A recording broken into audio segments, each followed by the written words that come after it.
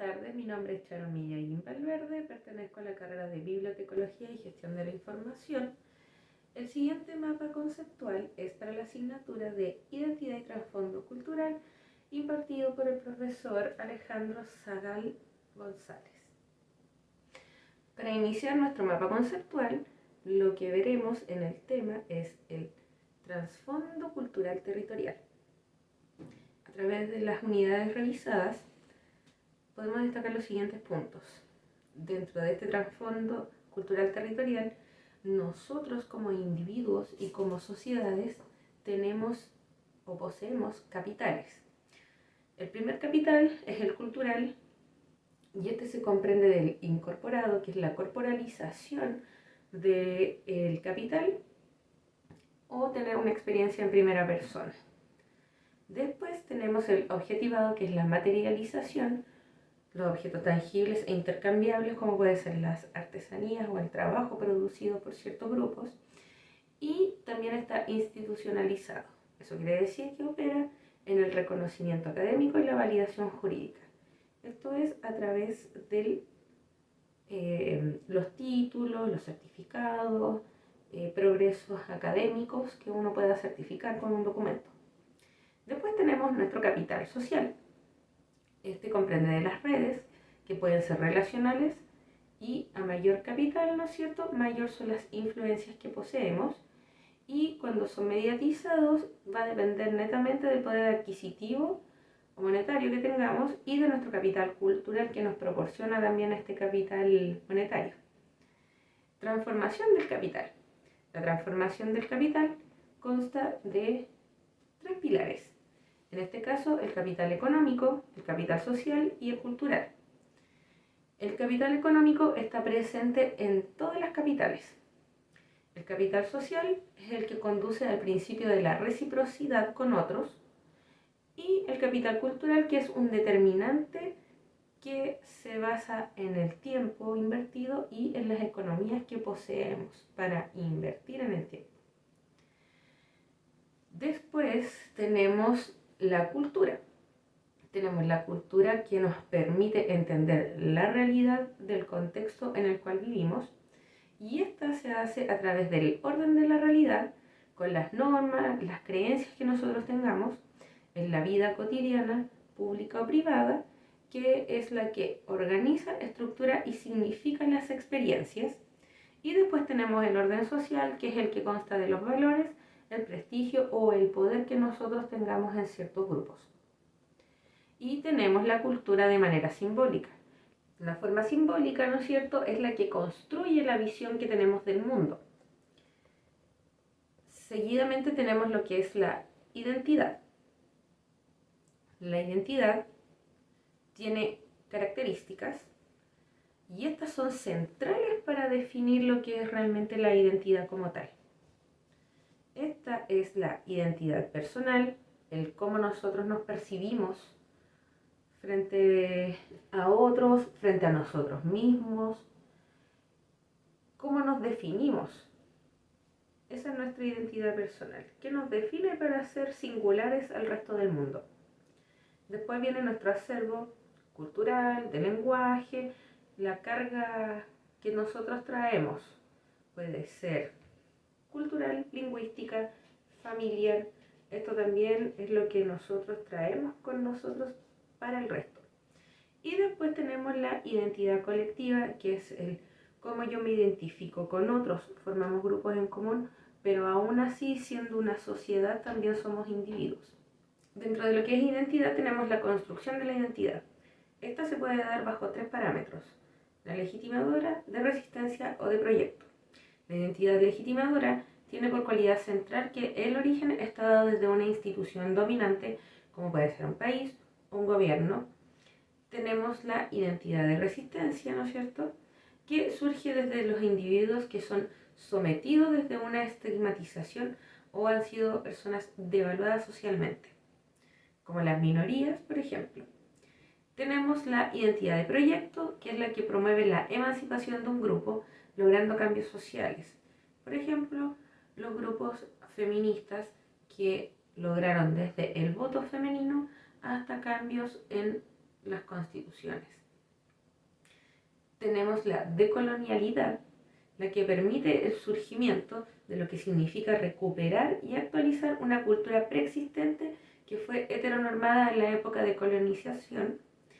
Y tenemos las culturas híbridas, que también son parte del resultado de esta colonización.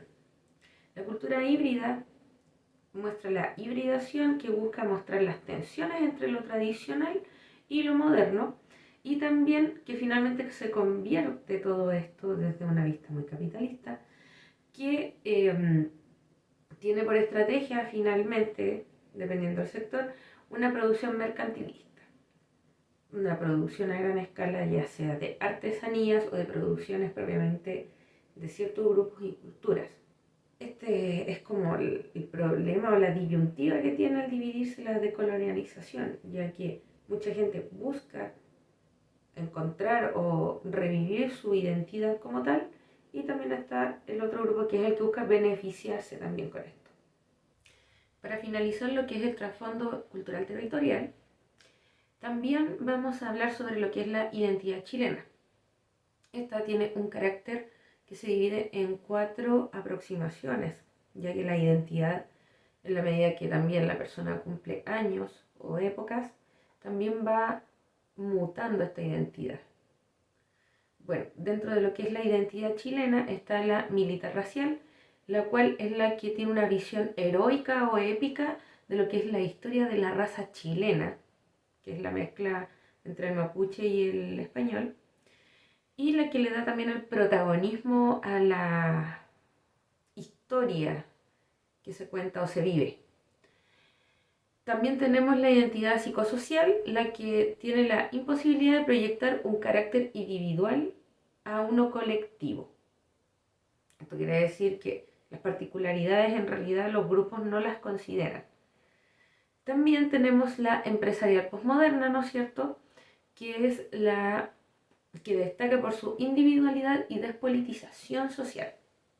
Tenemos la interculturalidad también, tenemos la cultura popular, que se contrapone a la cultura elitista chilena, que es la que busca quizás desencajar de su comodidad. Después tenemos lo que es la interculturalidad, la que comprende lo que es la diversidad cultural, en la que se cohabita en el mismo espacio, ¿no es cierto?, región, provincia, y estas personas, este grupo o este colectivo en esta situación, tienen el mismo derecho al espacio para cohabitarlo, a tener su identidad, ¿no es cierto?, y esta identidad que sea también reconocida en sus integrantes para construir una sociedad y una cultura quizás más estable o más firme, o para reivindicarla. Los territorios como tal también no son un territorio en un espacio físico directamente, como un país o una nación. El territorio también se va a incorporar en este caso a la persona que es portadora también de un bagaje cultural o de un acervo. En este caso, el territorio se define como el cuerpo físico de quien pertenece a X grupo. Para finalizar, revisaremos la pregunta medular de este mapa. Una vez revisados los tipos de capital, los acervos y todo lo que da forma también a una identidad colectiva como individual, la pregunta que nos trajo a esto es presentar la relevancia de considerar el trasfondo cultural de nuestro territorio para un ejercicio aplicado y pertinente en el área de la bibliotecología.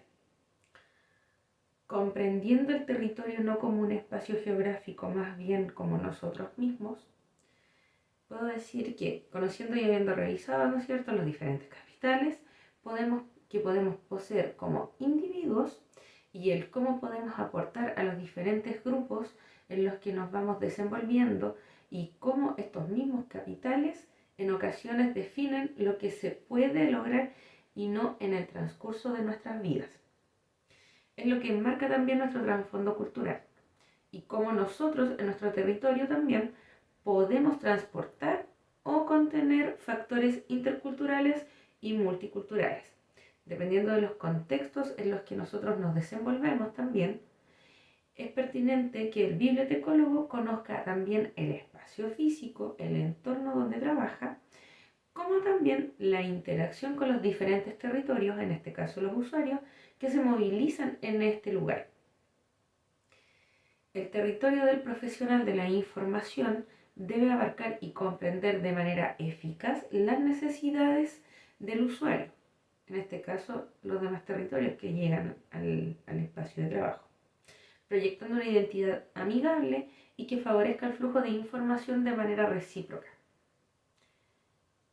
Comprendiendo así la pregunta y viendo los contenidos, yo puedo definir y concluir que esta es la importancia, ¿no es cierto?, del trasfondo cultural del territorio del bibliotecólogo para poder ejercer de manera eficaz y oportuna su trabajo.